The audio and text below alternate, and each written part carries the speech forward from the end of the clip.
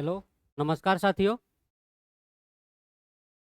आज हम लोग फिर बिहार के जो संभव बैच सीरीज जो चालू किए थे उसी को आगे बढ़ाते हुए, जो 70 बीपीएससी को लेकर के बहुत महत्वपूर्ण है। लगातार अपडेट आ रहा है और ऐसा भी पेपर में आया हुआ है कि पिछले बार से इस बार का जो क्वेश्चन आएंगे 70 बीपीएससी में वो कुछ कठिन होंगे। राइट। तो उसी के संबंध में हम लोग जो बिहार स्पेशल से संबंधित सीरीज लेके आए थे, जो संभव बैच चल रहा था, उसी का अगले पड़ाव में हम आज लोग देखेंगे बिहार के जलवायु से संबंधित तथ्य। ये जो अब दिख रहा है, ये यूपीएससी एस्पिरेंट्स के लिए एक उपहार है, तोहफा के रूप में हमारे चैनल के द्वारा। इसमें आपको अधिकतर जो बच्चे हैं सी सेट में फेल होते हैं उन, उनको विकास के रूप में देखने के क्रम में हम लोग एक सीरीज लेके आए हैं सी सेट, जो 1100 क्वेश्चन का एक सीरीज है। ये गणित के लिए एक रामबाण के रूप में काम करेगा और इसमें ए टू जेड जो टॉपिक वाइज हैं उसमें कराए गए हैं। साथ में आपको ये कहाँ मिलेगा? तो भावना एजुकेशन हब पे मिलेगा। प्ले स्टोर पे ये चैनल है, आप वहाँ जाएं, इसको डाउनलोड करें और इसे इंस्टॉल करने के बाद, रजिस्टर करने के बाद मात्र 299 रुपये में ये बैच है। आप इसे पेड करें और अपनी क्लास का लाभ उठाएं। अब हम लोग देख रहे हैं अपने बिहार स्पेशल से संबंधित बिहार के जलवायु क्षेत्र। तो जलवायु क्षेत्र थोड़ा समझ लेते हैं क्या होता है। किसी भी भौगोलिक एरिया के स्थिति को जानना हो तो वहाँ के अगर जलवायु के बारे में हमें पता हो जाता है तो बहुत सारे ऐसे चीज़ हैं जो हमें जानकारी उससे मिल जाती है। जैसे में वहाँ के वनस्पति कैसे होंगे, वहाँ के लोगों का रहन सहन कैसे होगा, वहाँ का खान पान कैसे होगा, ये सारा चीज़ किससे पता चल जाता है? तो जलवायु से पता चल जाता है। राइट।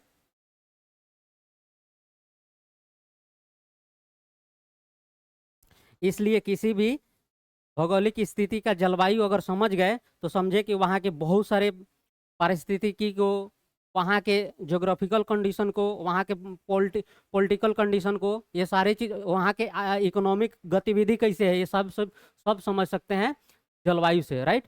तो जलवायु जो क्षेत्र है बिहार का वो कैसा है उसके बारे में चर्चा करेंगे।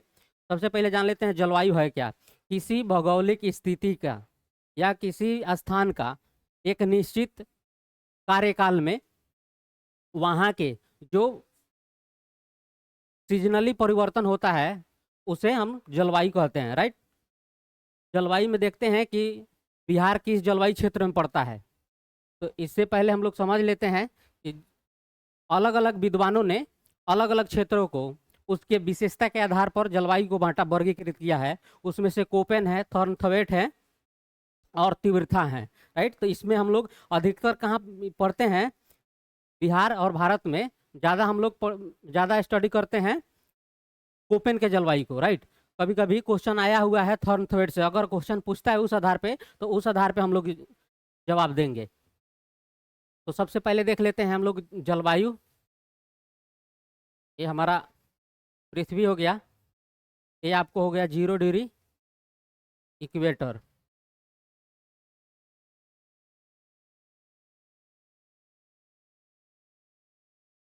ये हो गया आपको 90 डिग्री नॉर्थ पोल,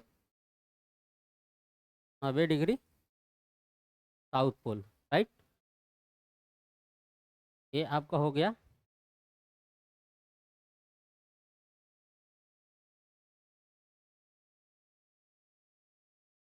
0 डिग्री इक्वेटर।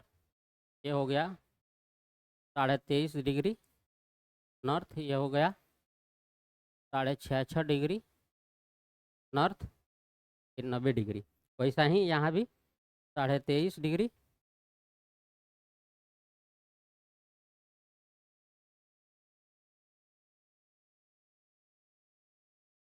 साउथ हो जाएगा ये 66.5 डिग्री साउथ हो जाएगा, राइट। इसमें देखते हैं अब जो ये क्षेत्र है,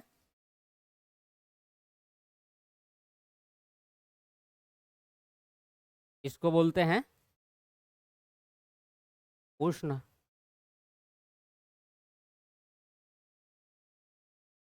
कटिबंधीय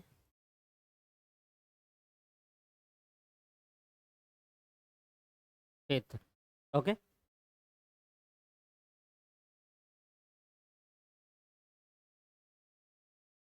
इस क्षेत्र को बोलते हैं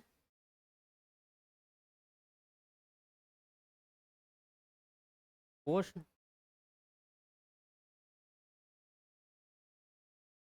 कटिबंध, ये बोलते हैं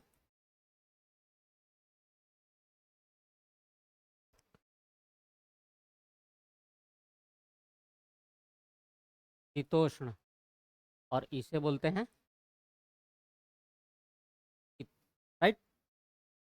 तो बिहार का स्थिति कहाँ है? भारत, जो भारत है 8 डिग्री उत्तरी अक्षांश से लेकर के 37 डिग्री उत्तरी अक्षांश के बीच में। तो ये कहाँ से होगा? यहाँ से होगा, यहाँ से मान ले, राइट। अब उसमें भी बिहार कहाँ है? बिहार जो है कर्क रेखा के उत्तर में पड़ता है, राइट। ये क्षेत्र जो होगा बिहार का होगा, राइट। अब यहाँ हम समझ गए ये क्षेत्र। अब इस क्षेत्र को क्यों ऐसा बांटा गया है, तो ये हम लोग सब जानते हैं कि इस क्षेत्र में सूर्य की किरणें लगातार पड़ती है, इसलिए यहाँ पर टेम्परेचर सबसे ज़्यादा होता है।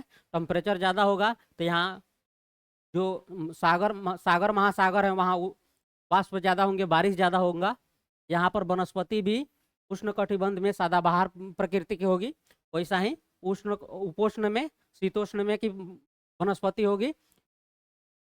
नेक्स्ट हम लोग देखेंगे, तो हमारा जो बिहार क्षेत्र है यहाँ पे पड़ रहा है किस क्षेत्र में? उपोष्ण वाले क्षेत्र में, राइट। अब आते हैं बिहार वाले क्षेत्र में।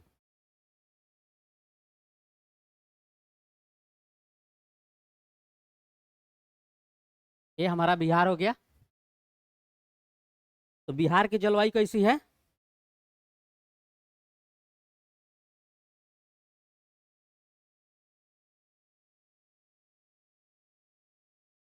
उपोष्ण कटिबंधीय, राइट। जो भारत की मानसूनी जलवायु कैसी है? मानसूनी प्रकृति में जलवायु जो बिहार वाले क्षेत्र में क्या पड़ता है? उपोष्ण जलवायु, राइट। तो हमारे बिहार में भी, इससे पहले थोड़ा जान लेते हैं, पीछे वाले स्लाइड पे ही जान लेते हैं कि जलवायु को प्रभावित करने वाले कौन कौन से कारक हैं, राइट।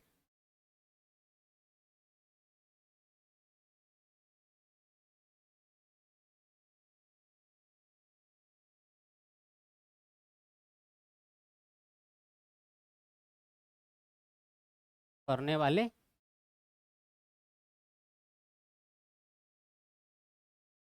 कारक, राइट।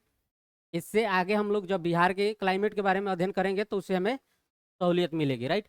एक नंबर पे सबसे बड़ी जो कंडीशन होता है वह समुद्र से दूरी,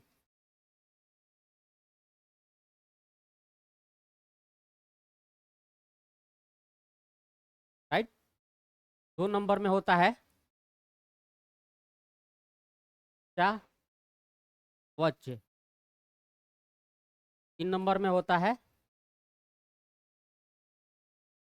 वायु दाब, राइट। जो समुद्र से दूरी है, इससे हम लोग का अंदाजा होता है, इसे इसे निर्धारण होता है कि जैसे जैसे हम लोग समुद्र से दूर जाएंगे तो वर्षा की मात्रा कम होती जाएगी, राइट। तो इससे पता क्या चलेगा कंडीशन, जलवायु कंडीशन, कि जैसे जैसे दूर जाएंगे उस क्षेत्र में बारिश कम होगी, तो उस क्षेत्र में वनस्पति भी वर्षा के आधार पर बांटेंगे। तो यहाँ जो नज़दीक वाले में होगी तो यहाँ सादा पहाड़ प्रकृति के होंगे, अत्यधिक बारिश होगी। जहाँ पर कम होगी वहाँ उष्ण कटिबंधीय या जो जीरो फाइटर टाइप के जो वनस्पति है वहाँ वो पाएंगे, राइट। और ऊंचावच का मतलब इसमें इससे पता चलता है ऊंचावच से कि जहाँ पर ऊंचावच होगा वहां पर जब समुद्री हवाएं आएगी अपने मॉइस्चर को लेकर आएगी, तो उस ऊंचाई से टकराने के बाद उसके पहले वाले क्षेत्र में जोरदार बारिश कराएगी, तथा उसके उस ऊंचाई से या पर्वत हो गया या पठा या चोटी हो गया, उसके अपोजिट साइड में वृष्टि छाया बन जाता है, राइट। और उसके बाद वायुदाब, वायुदाब भी निर्धारण करता है कि किस क्षेत्र में कितना बारिश होगी, राइट। इस आधार पे जो बिहार में होता है 112 मिलीमीटर वर्षा होती है, राइट। अब देख लेते हैं कि बिहार को जलवायु क्षेत्र में कोपेन ने कितने वर्गों में बांटा है।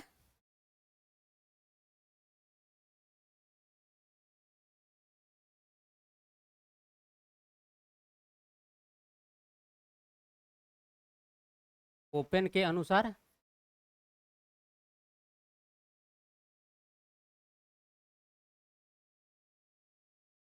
हर्नथवेट के अनुसार, राइट, इन्होंने बिहार को दो भागों में बांटा है, क्योंकि बिहार को गंगा नदी दो भागों में लगभग लगभग दो भागों में बांटती है, उसी आधार पर इन्होंने बांटा है। तो जो उत्तर बिहार है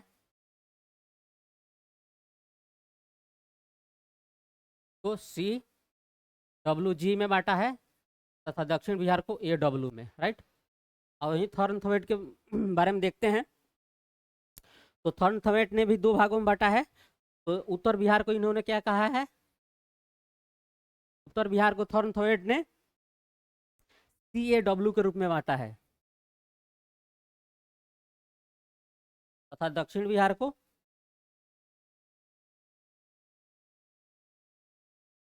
उत्तर बिहार,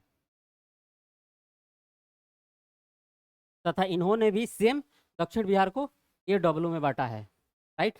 ये इसलिए महत्वपूर्ण हो जाता है कि ये क्वेश्चन पूछा हुआ है कि थर्नथवेट के अनुसार उत्तर बिहार में किस प्रकार की जलवायु पाई जाती है, राइट। तो उसका आंसर क्या हो जाएगा, AWG, राइट। अगर क्वेश्चन ये भी पूछ सकता है कि थर्नथवेट के अनुसार बिहार की कैसी जलवायु है, तो उसका भी आंसर क्या हो जाएगा, AW। टोटल बिहार को AW में उन्होंने वर्गीकृत किया था, राइट।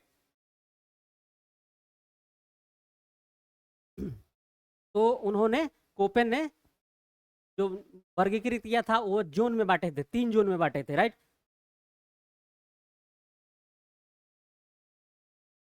जोन 1, जोन 2, जोन 3 को उन्होंने दो भागों में बांटा था, राइट। तो एक को बांटा था जोन A और B। इन्होंने इसका वर्गीकरण किया था,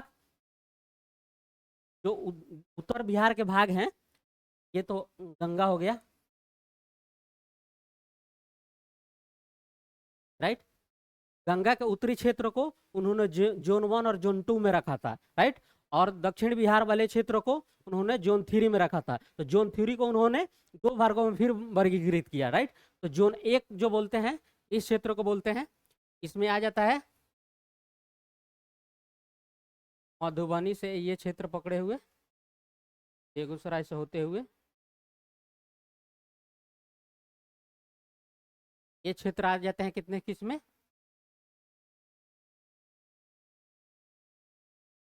जोन 1 में। इसमें जिलों की संख्या कितनी हो जाती है, 13। ये जो क्षेत्र कितने किस में आ जाते हैं, जोन 2 में। इसमें जिलों की संख्या कितनी हो जाती है, 8, राइट। अब इसको इन्होंने किस में बांटा,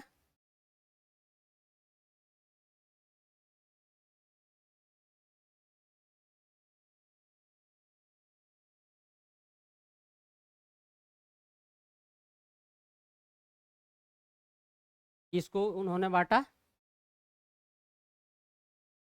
जोन 1,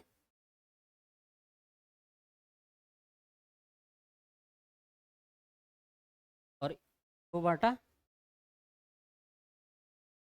जोन 3B, राइट। अब इसमें जिलों की संख्या कितनी हो जाती है, 11।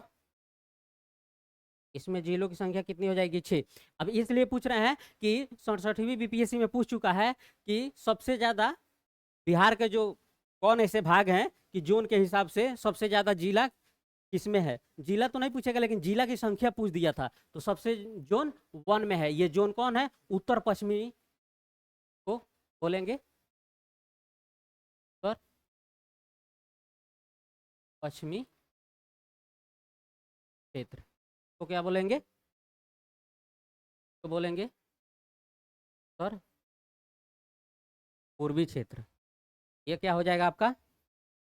दक्षिण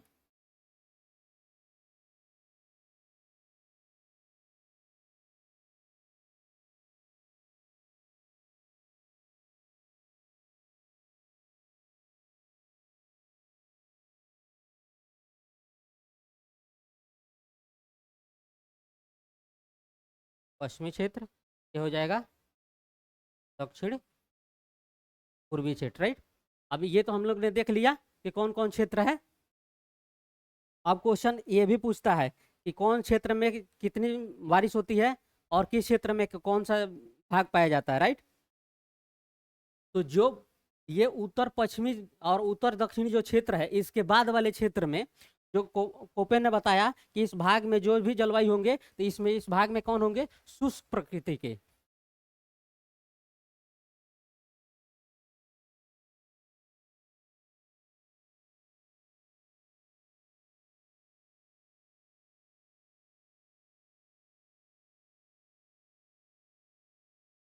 इस क्षेत्र में कौन होंगे? तो शुष्क प्रकृति के जलवायु होंगे। तथा पूर्वी भाग में कौन कौन से हो जाएंगे? इस भाग में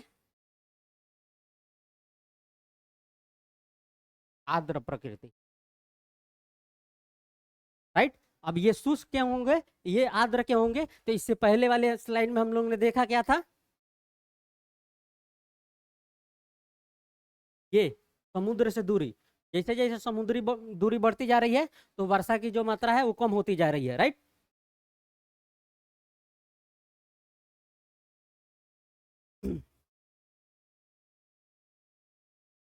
इस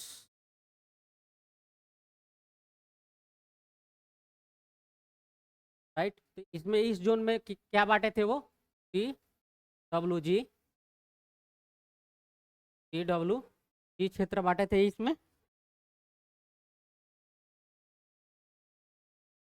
और इस जोन को टी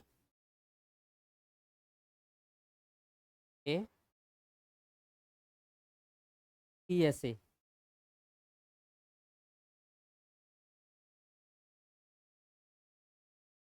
टी एस ए क्षेत्र में बांटे थे वो,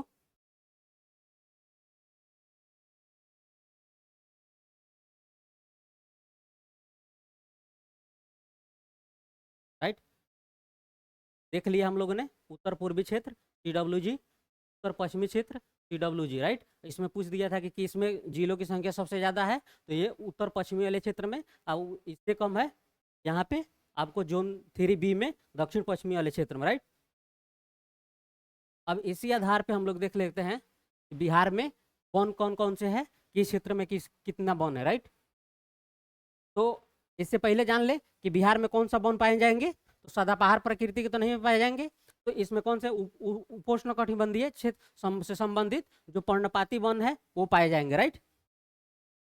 इसमें क्वेश्चन ये भी पूछा जा सकता है कि सबसे सबसे ज्यादा वर्षा किस क्षेत्र में होती है। सबसे ज्यादा वर्षा क्षेत्र यही होगा, किशनगंज वाले उत्तर पूर्वी क्षेत्र, उससे कम में ये। लेकिन अधिकतर अगर कंबाइंड रूप से पूछे तो ये जो ये पट्टी जो है, ये वाली पट्टी, इस पट्टी में सबसे ज्यादा बारिश होती है, राइट। अगर जिला वाइज पूछे कि सबसे ज्यादा किस जिला में बारिश होती है, तो वो किशनगंज हो जाएगा, ठीक है। अब इसमें क्रम से भी पूछता है, इसमें दे देगा, और सबसे कम में क्या होगा। तो अब ये तो देख लीजिए कि इस क्षेत्र में कम बारिश हो रही है, तो इस क्षेत्र में सूखा भी पड़ सकता है। तो ये क्वेश्चन भी पूछता है कि मानसून से बिहार में क्या क्या हो सकता है। तो बिहार में दोनों प्रकृति हो जाती है, बिहार में बाढ़ भी आता है, जम के बाढ़ आता है, और बिहार में सूखा भी पड़ता है। इस क्षेत्र में सबसे ज्यादा सूखा वाले क्षेत्र ये क्षेत्र में पड़ते हैं, राइट। तो बिहार में दोनों प्रकृति, दोनों प्रकार की घटनाएं हो रही है जलवायु से, इसलिए यह महत्वपूर्ण हो जाता है। अब वन देख ले रहे हैं, ठीक है। तो भारत भारत सरकार के द्वारा वन रिपोर्ट जारी किया जाता है, और एक इसका संस्थान कहाँ है? तो हैदराबाद, सॉरी, उत्तराखंड के देहरादून में है। और 1987 से प्रत्येक दो वर्षों में वन रिपोर्ट जारी की जाती है, ठीक है। तो इस वर्ष जो वन रिपोर्ट जारी करने का जो संख्या है वो 17वां वन रिपोर्ट है, जो 2021 में जारी हुआ था, राइट। प्रत्येक 2 वर्ष पर होता है, तो कहना तो ये स्वाभाविक है कि 2023 में का वन रिपोर्ट भी आना चाहिए। फिलहाल अभी वो जारी नहीं हुआ है, इसलिए एग्जाम में 2021 के जो वन रिपोर्ट प्रकाशित हुए हैं उसी को हम लोग अभी डाटा मान करके अपने एग्जाम को करेक्ट करेंगे। क्वेश्चन उसी से पूछेगा, राइट। और एक और बात, इसमें क्वेश्चन ये भी पूछ सकता है कि पहली बार जो 17वीं वन रिपोर्ट जारी किया गया है उसमें रीसेट 2 उपग्रह का प्रयोग किया गया था, राइट। सर्वप्रथम 1987 में वन रिपोर्ट जारी किया गया था। उसके बाद से प्रत्येक वर्ष इसे भारतीय वन सर्वेक्षण द्वारा प्रत्येक दूसरे वर्ष में जारी किया जाता है।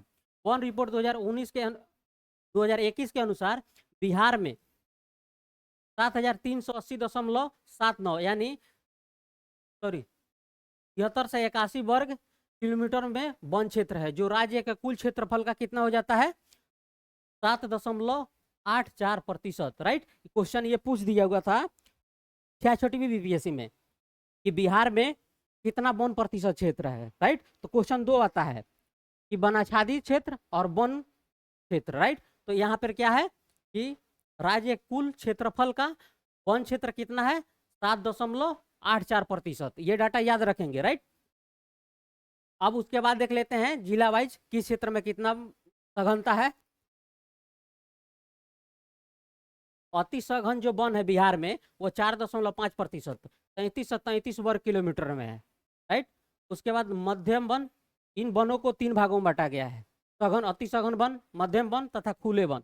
खुले वन जो होंगे वो अदर जैसे छोटे छोटे जलाशय के जहाँ जलाशय है वहां पर कुछ वन उग गए वो भी उसमें काउंट हो जाएंगे, तो खुले वन है। अति सघन वन जो प्रोटेक्टेड एरिया हो गया उसमें अत्यधिक सघन वृक्ष हैं, राइट। तो जो मध्यम वन है वो 44.5%, जो कि 3283 वर्ग किलोमीटर में है।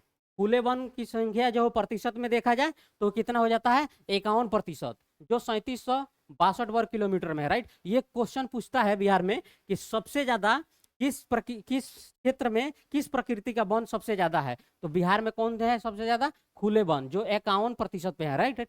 अब 2019 के तुलना में देखा जाए 2021 में कितना प्रतिशत हुआ है तो 1.03% हुआ है, राइट। बिहार में एक राष्ट्रीय उद्यान है, वाल्मीकि नगर राष्ट्रीय उद्यान, राइट। क्वेश्चन पूछता है कि बिहार में कितने राष्ट्रीय उद्यान है तो एक है, वो जिला पूछेगा कौन होगा तो वो जिला होगा पश्चिमी चंपारण।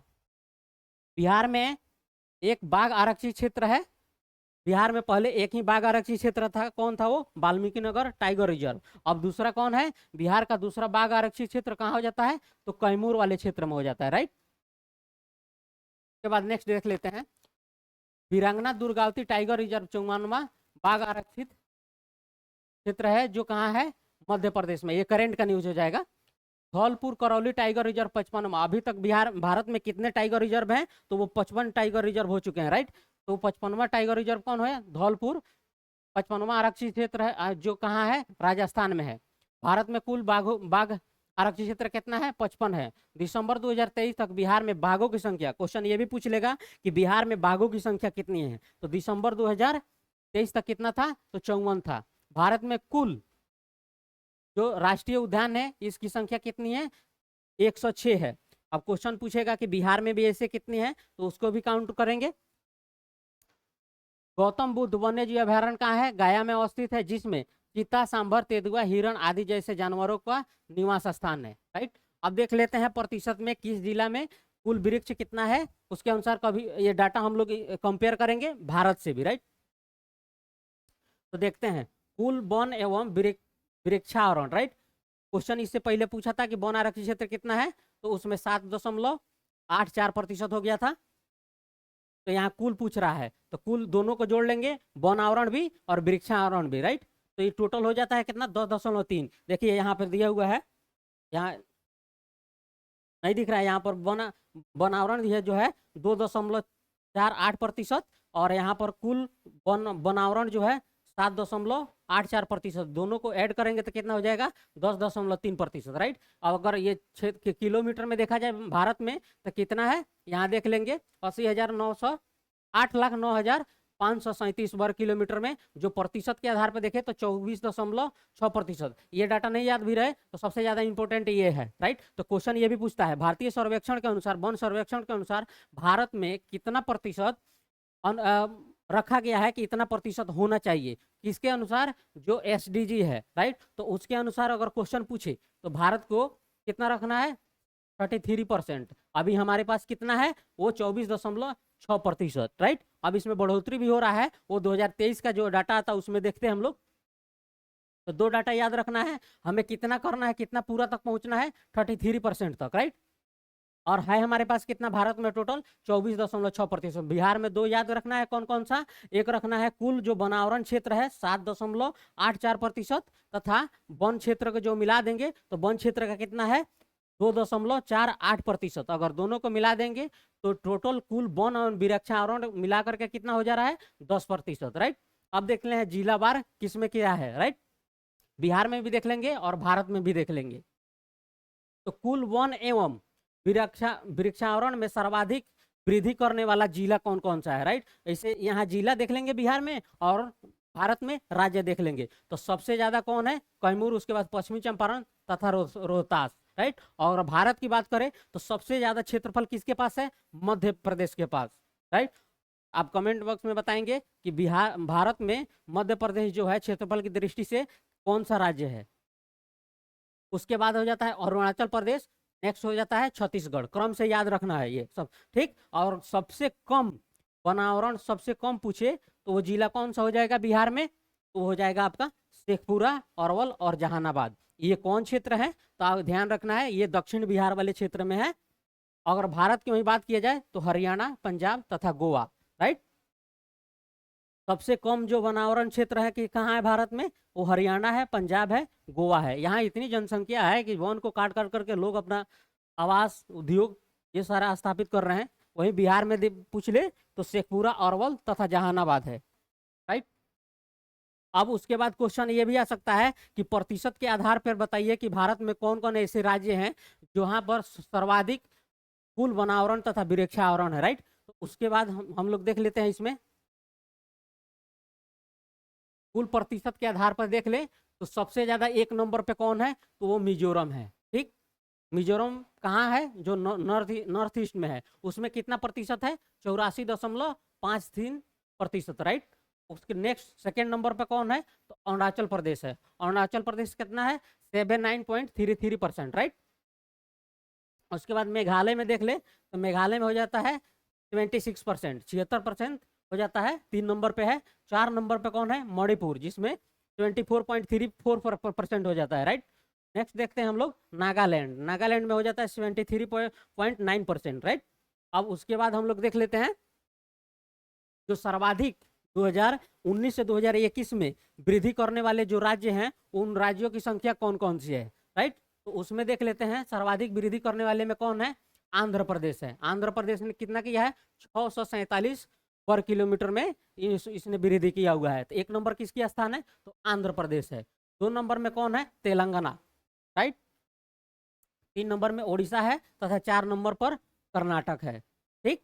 उसके बाद क्वेश्चन ये भी पूछ देगा कि ट्री कवर के मामले में सबसे ज्यादा वृद्धि करने वाले कौन कौन से राज्य हैं। ट्री कवर सबसे ज्यादा किसमें है, तो हो जाएगा महाराष्ट्र, राजस्थान और MP। ट्री कवर करने का मतलब है कि जैसे रोड के किनारे लगा दिए, जो खेत है उसके मेढ़ जो है मेढ़ के किनारे लगा दिए, तो ये वाले जो भाग है उस ट्री कवर बोलते हैं, राइट। तो उसमें सबसे ज्यादा कौन किया हुआ है, महाराष्ट्र, उसके बाद राजस्थान, तब MP किया हुआ है, राइट।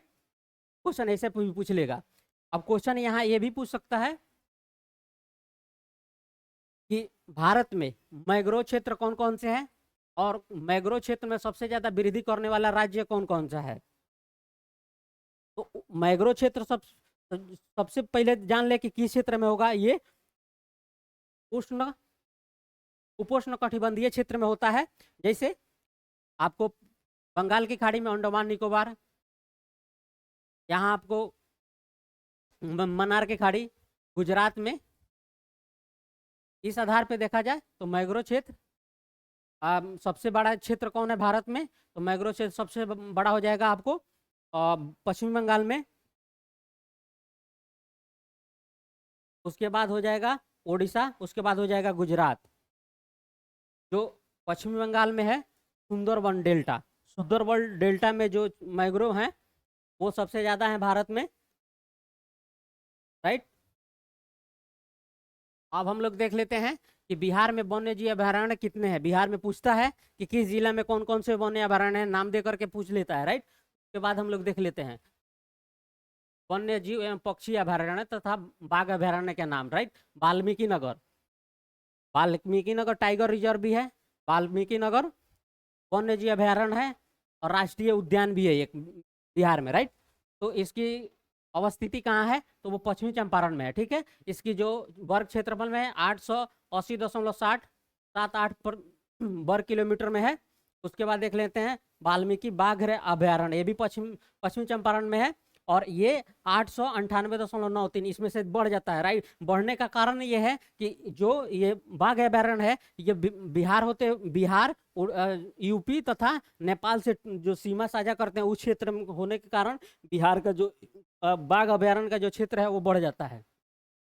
और इसमें देता है कि कौन प्रजाति किस में कब पाई जाती है, तो उतना याद नहीं रखना है, लेकिन थोड़ा सा ये देख लेंगे एक बार कि कौन कौन सी प्रकृति के जो प्रजाति है वो पाए जाते हैं, राइट। नेक्स्ट देख लें हम लोग कैमूर। कैमूर वन्य जीव अभयारण्य कहाँ है, ये दोनों में फैला हुआ है, कैमूर और रोहतास प्रमंडल में, राइट। इसकी जो क्षेत्रफल कितना है 1784.73% पर किलोमीटर में, राइट। अब देख लेते हैं गौतम बुद्ध वन्य जीव अभयारण्य।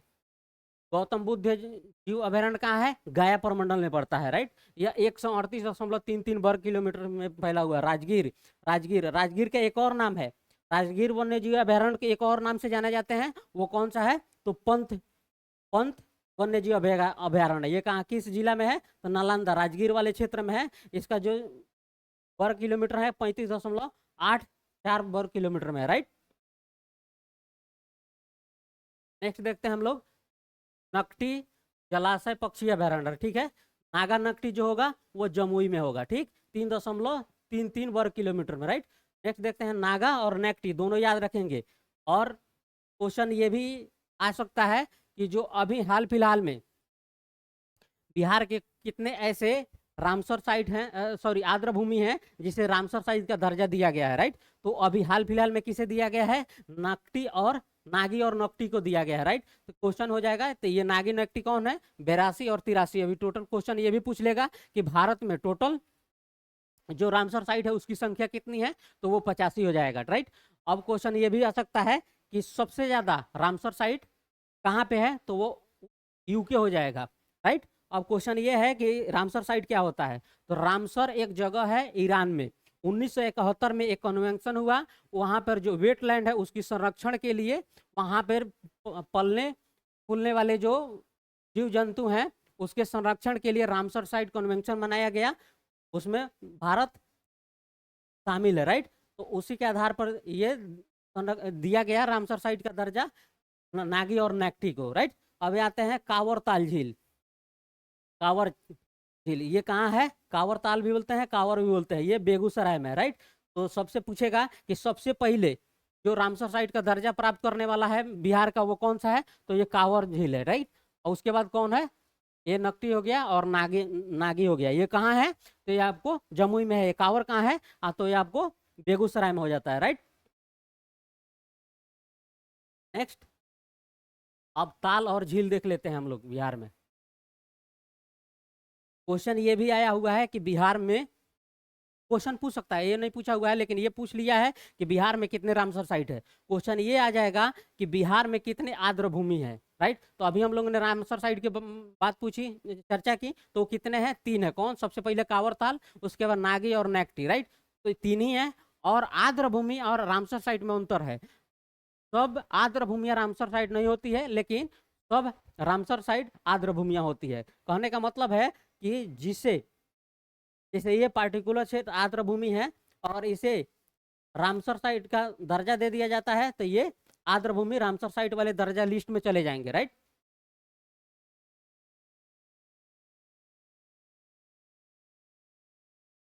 अब हम लोग देख लेते हैं बिहार में ताल और झील कौन कौन से हैं और कहाँ इनकी अवस्थिति कहाँ कहाँ पे है, राइट। कुशेश्वर जो दरभंगा में है, राइट। उसके बाद सिमरी बख्तियारपुर, ऐसा ही पूछ लेगा। क्वेश्चन ये हो जाएगा कि कुशेश्वर जो झील है उसकी स्थान कहाँ है। क्वेश्चन ये भी पूछ देगा कि इसमें से कौन ऐसे जो झील है जो दक्षिण बिहार में है या उत्तरी बिहार में है, राइट। तो कुशेश्वर कहाँ है, दरभंगा में है। सिमरी बख्तियारपुर कहाँ है, तो सहरसा में है। घोघा झील या घोघा बिल भी पूछता है, राइट। जो जो महानंदा नदी है उसके जो कैचमेंट एरिया है उसमें ये पड़ता है, ये कहाँ है, आपको कटिहार में पड़ेगा, राइट। अब देख लेते हैं ताल और से संबंधित। कांवर ताल, यह बेगूसराय के मजूल में स्थित है। क्वेश्चन पूछ लिया था कि जो सोलर प्लांट लगा है उत्तर बिहार में वो मधुबनी के किस जिला में, जगह का नाम पूछ लिया हुआ था। वैसा ही ये पूछ लेगा कि जो बिहार में कांवर ताल झील है वो बेगूसराय के किस स्थान पे है, तो मझौल स्थान पे है, राइट। इसका वर्ग देख लिया जाए तो यह 16 वर्ग किलोमीटर क्षेत्र में फैला है, राइट। यह पक्षी प्रवासियों शरद ऋतु, यहाँ पर जो पक्षी आते हैं उस शरद ऋतु में वहां से जो साइबेरिया एरिया है वहां से पक्षी प्रवासी कर यहाँ पहुंचते हैं, राइट। इसे वर्ष 1984 में पक्षी बिहार का दर्जा प्राप्त है। वर्ष 2020 में इसे रामसर साइट में का दर्जा मिला। कब मिला, 2020 में। 2024 में किसे मिला है, तो नागी और नकटी को मिला है, राइट। यह एक ऑक्सबो लेक है। क्वेश्चन ये भी पूछता है कि एशिया का सबसे बड़ा ऑक्सबो लेक यानी मीठे पानी का ऑक्सबो लेक कौन है, तो वो आपको कांवरताल झील हो जाएगा, राइट। नेक्स्ट हम लोग देखते हैं ककोलत जलप्रपात, राइट। जो ककोलत जलप्रपात है यह कहाँ है, नवादा जिले में स्थित है, राइट। यह कोडरमा की पहाड़ियों से निकलता है। यह एक पर्यटन स्थल के रूप में भी प्रसिद्ध है। क्वेश्चन ये पूछता है कि बिहार का जो नियाग्रा फॉल है वो किसे कहते हैं, राइट। तो उसका आंसर क्या हो जाएगा, ककोलत। अब ककोलत कहाँ है, तो नवादा जिले में है, राइट। उसके बाद नगडी को देख लेते हैं। नागी, यह जमुई जिले में एक झाझा में स्थित है। झाझा एक जगह का नाम है, वहां पे स्थित है। इसका नाम नदी के नाम पे रखा गया है, नाग नदी के। इसी पर नागी नकटी डैम भी है, राइट। नागी नकटी डैम भी है। यह बिहार का दूसरा तीसरा यानी नागी और नकटी दूसरा और तीसरा, पहल का कौन हो जाएगा, तो यही कांवर झील है जो 2020 में रामसर स्थल प्राप्त हुआ, रामसर सूची में जोड़ा गया। इसे सन 2024 में रामसर के रूप में शामिल किया गया। अब आते हैं घोघा झील। यह कटिहार में स्थित है। इसके आसपास अनेक छोटी छोटी झीलें हैं, राइट। यह भी प्रवासी पक्षियों के लिए एक महत्वपूर्ण है। यह बिहार का पहला सामुदायिक रिजर्व है, राइट। नेक्स्ट देख लेते हैं हम लोग कुशेश्वर स्थान झील। कुशेश्वर कहाँ है, यह दरभंगा में है, ठीक। वर्षा ऋतु में यहाँ बृहद क्षेत्र में जल फैल जाता है तथा शरद ऋतु में यह कम हो जाता है, राइट। उत्तर बिहार में सबसे ज्यादा बारिश होता है, उसके कारण ये सारे पानी से लबालब हो जाते हैं। और इस क्षेत्र में बहुत पैमाने पर क्या होता है, मछली पालन भी होता है। जैविक महत्व के साथ साथ ये जो कुशेश्वर स्थान है जैविक महत्व के साथ साथ क्या है, धार्मिक महत्व के स्थान भी रखता है। यह मत्स्य पालन और व्यापार का एक बड़ा केंद्र भी है, राइट। ये हम लोग देखे थे इससे पहले, नकटी को देखे थे यहाँ नागी नकटी हो गया, राइट। यह जमुई जिले के साझा में स्थित है। इसका नाम नदी के नाम पर रखा गया, नागी नकटी डैम इस पर है, राइट। अब देख लेते हैं विक्रम तिलागंगे डॉल्फिन अभ्यारण्य, राइट।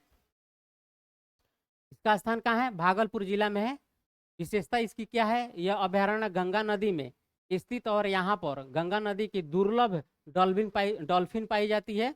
यह गंगा नदी के जैविक विविधता के संरक्षण के लिए भी महत्वपूर्ण है, राइट।